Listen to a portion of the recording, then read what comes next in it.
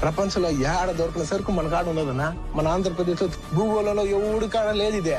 అట్లాంటి సరుకు మన కాడ పెట్టుకుని మనం ఎవరినో వెళ్ళి అడిగేది ఏందన్నా? డిమాండ్ మన చేయాలా? అన్న ఏందన్న అట్టా సోతున్నారా? ప్లేస్ ఎక్కడనా? ఆంధ్రప్రదేశ్ లో ఏడ దొరికిన ప్రకృతి అన్న ఇదే మన ఉప్పా కాడే ఉన్నది.